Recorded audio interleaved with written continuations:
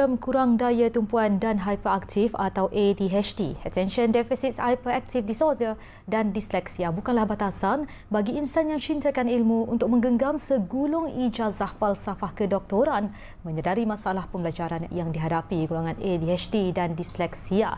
Mensyarahkanan Jabatan Komunikasi Universiti Putra Malaysia, Dr. Muhammad Feiruz Shahadi Costa mengambil inisiatif dengan mengaplikasikan pendekatan pembelajaran mikro dan gamifikasi dalam pengajarannya di universiti, khususnya pada ketika pandemik COVID-19 yang masih menular. Wartawan Nur Azrin Abdul Rahim ada butirannya.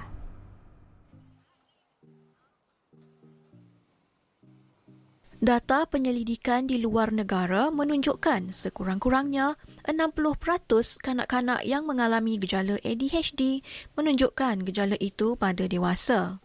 Dr. Muhammad Feiruz berkata, kesukaran mengikuti pengajian di peringkat ijazah kedoktoran merupakan cabaran terbesar baginya sebelum beliau didiagnos secara formal mempunyai gejala ADHD tahun lalu.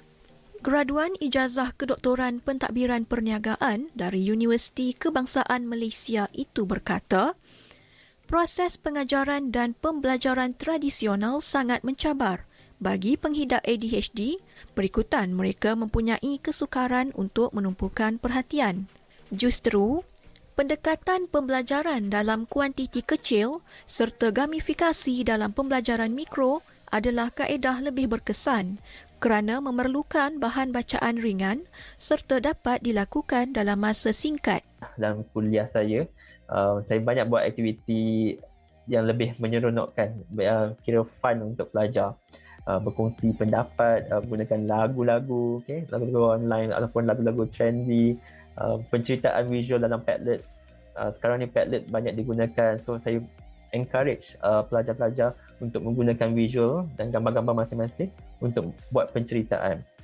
Dan paling saya suka juga, saya pelajar pun suka menggunakan quiz online seperti Kahoot untuk menjawab soalan berdasarkan nota ataupun berdasarkan kuliah pada hari tersebut.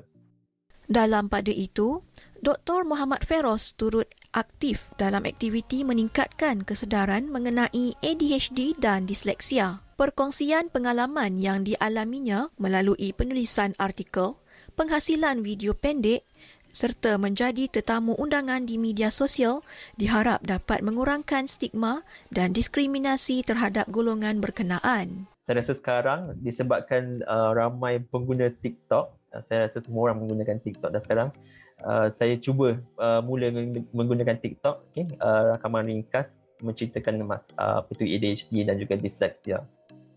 Menurutnya, kebanyakan individu tidak menyedari kesukaran pembelajaran atau bekerja yang dihadapi adalah berpunca daripada ADHD dan disleksia. Justru, guru perlu memainkan peranan dalam mendidik kanak-kanak ADHD selain didikan ibu bapa di rumah seperti memberi sokongan motivasi supaya dapat membantu membina keyakinan diri.